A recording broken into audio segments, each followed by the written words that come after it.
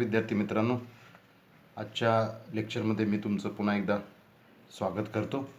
आपण व्यवस्थापनाची तत्त्वे आणि उपयोगिता हा आपला भाग चालू आहे.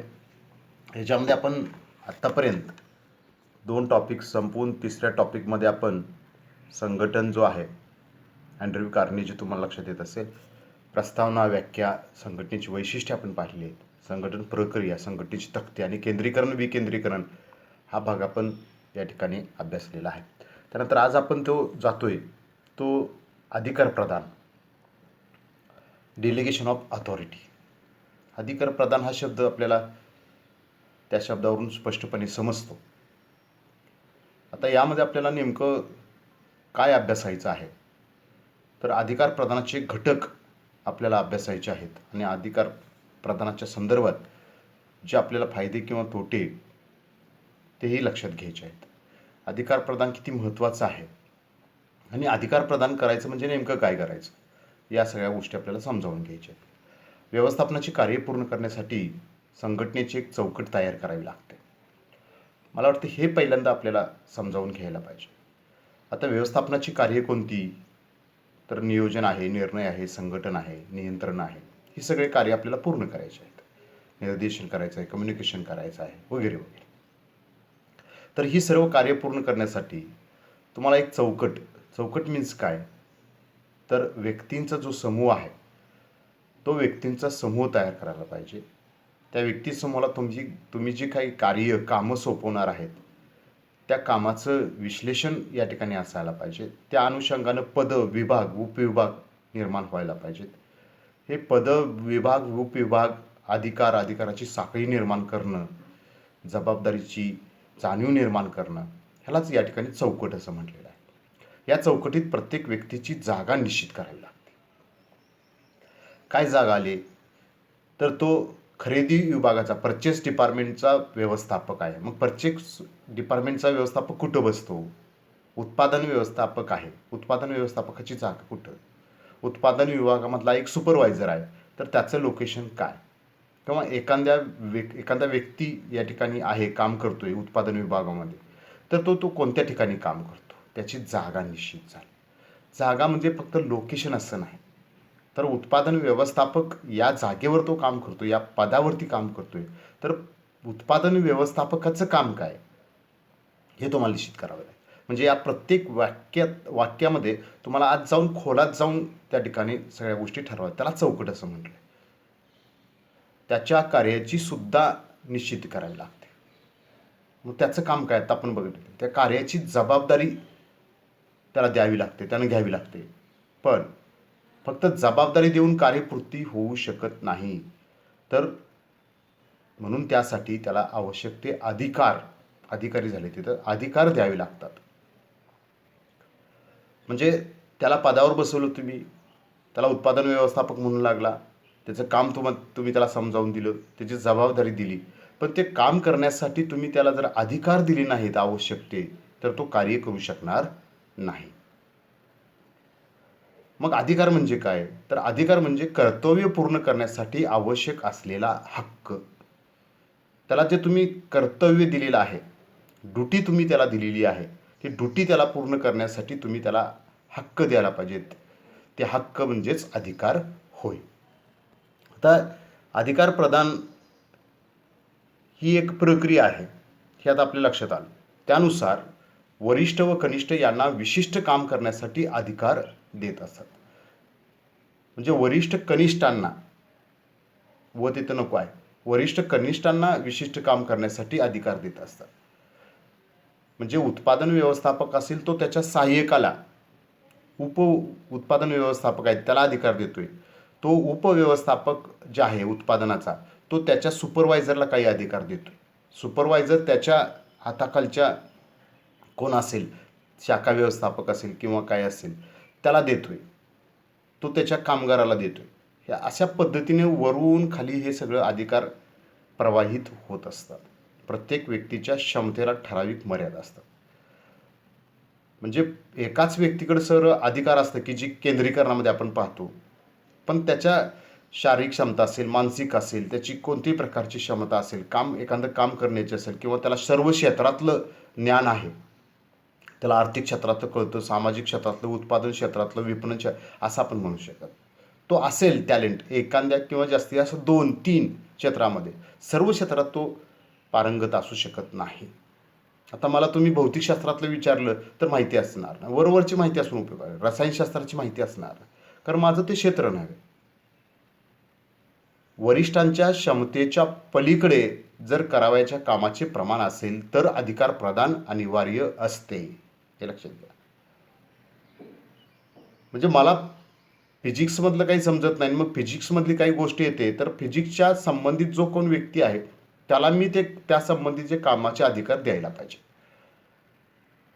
तर ते काम सहजपणे चांगल्या पद्धतीने करून घेऊ शकतो. कामाचे प्रमाण हे व्यवसायाच्या संस्थेची वाढ व प्रगतीबरोबर वाढत जात असते. दिवसेंदिवस कामात वाढच होत असते. व्यवसायाचा जसा विस्तार होतो, वाढ होते, तसं कामाचं प्रमाण देखील वाढत जातं. आधुनिक औद्योगिक संस्थांचा अवाढव्य आकार अधिकार प्रदान करण्यासाठी एक दबाव असल्याचे आपल्या लक्षात येते. कारण अवाढव्य जर आकार असेल, रिलायन्स सारखी कंपनी असेल, किर्लोस्करांच्या सारखी कंपनी असेल, अशा मोठ्या कंपन्या असतील, तर तिथं जर अधिकार वरच्याच टॉप मॅनेजमेंट असेल तर प्रत्येक गोष्टीला त्या व्यक्तीकडे जावं लागतं. मग ते व्यक्ती जागा असायला पाहिजे, तेवढा त्याला वेळ असायला पाहिजे. तुमचं किरकोळ कामाचा काहीतरी तिथं परवानगी, मंजुरी, परवाना घ्यायचा असेल तर त्याच्यामध्ये मग वेळ निघून जातो आणि त्या कामाची जी काही आपल्याला त्या विशिष्ट वेळेत त्याचा फायदा घ्यायचा असतो, तो कदाचित ती वेळ किंवा आपला उत्साह पण निघून जातो. अधिकार प्रदानाशिवाय व्यवसाय संस्थेच्या व्यवस्थापनाची संपूर्ण जबाबदारी पेलणं अवघड आहे. म्हणजे आपल्याला व्यवस्थापन करायचं असेल तर अधिकार प्रदान हा त्याच्यामधला मस्ट आहे, जबाबदारी पेलण्याच्या दृष्टिकोनात. आता आपण पुढे जाऊया. व्याख्या इथं दिलेली आहे. अधिकार प्रदान म्हणजे इतरांना कामाचे वाटप करणे आणि ते काम करण्यासाठी त्यांना अधिकार देणे. माझ्याकडे 10 कामं आहेत, आपण आकडेवारीत लक्षात घेऊया. 10 कामं आहेत. मी महत्त्वाची 3 कामं माझ्याकडे ठेवली आणि बाकीची 7 कामं मी खाली माझ्या सहाय्यकांना वाटून दिली. 2 सहाय्यक होते, एकाला 4 दिली, एकाला 3 दिली. 3 असतील तर एकाला 2 आणि एकाला 3 दिली आणि त्याचे अधिकार पण त्याला दिले. अधिकार प्रदानाचे घटक आहे, 3 घटक आहेत. त्याच्यामध्ये महत्त्वाचं जबाबदारी, रिस्पॉन्सिबिलिटी. म्हणजे आपल्याला काम करत असताना जी जबाबदारी, हे काम पूर्ण झालं पाहिजे असं ज्या वेळेला वरिष्ठ म्हणतात, व्यवस्थापक जो प्रमुख असतो तर त्याच्याकडे तर संपूर्ण जबाबदारी असते, सर्वच्या सर्व जबाबदाऱ्या त्याला पूर्ण करणं शक्य नसतात. म्हणून व्यक्तीच्या कार्यक्षमतेनुसार मानसिक आणि शारीरिक मर्यादा ज्या असतात त्या मर्यादा लक्षात घेऊन काही जबाबदाऱ्या आहेत ह्या आपल्या सहाय्यकांना वाटल्या पाहिजे. म्हणजे जबाबदारी एक घटक आला. दुसरा, ती जबाबदारी ज्या वेळेला पूर्ण करायची असते तर त्यावेळेला त्याला काही अधिकार द्यावे लागतील. अधिकार देणे हे व्यवस्थापकाने कनिष्ठांना दिलेला हक्क असतो की हे काम कर बाबा आणि तुला निर्णय घे त्या संदर्भात, काही पैसे एवढे पैसे असतील तर ते वापर असं. अर्थात अधिकार आणि जबाबदारी असतात, ह्या एकाच नाण्याच्या 2 बाजू असतात. जेवढी तुम्हाला जबाबदारी दिलेली आहे तेवढंच तंतोतंत तुम्हाला अधिकार द्यायला पाहिजे. अधिकार जेवढे दिलेले आहेत तंतोतंत तेवढीच जबाबदारी द्यायला पाहिजे. ह्या दोन्हीमध्ये कमी जास्त करून चालत नाही. अधिकार जास्त दिले, जबाबदारी कमी दिली तर अधिकाराचा दुरुपयोग होईल. जबाबदारी जास्त दिली, अधिकार कमी दिले तर जबाबदारी जास्त असल्यानं अधिकार नसले तर काम करणं शक्य नाही. फक्त जबाबदारी, अधिकार नाहीत, मग ते काम पूर्ण कसं करणार. म्हणून हे दोन्हीही तंतोतंत असायला पाहिजे. आकड्यात सांगायचं म्हटलं तर 10 अधिकार 10 जबाबदारी. जे 10 अधिकार दिले त्याची जबाबदारी त्याच्याकडेच.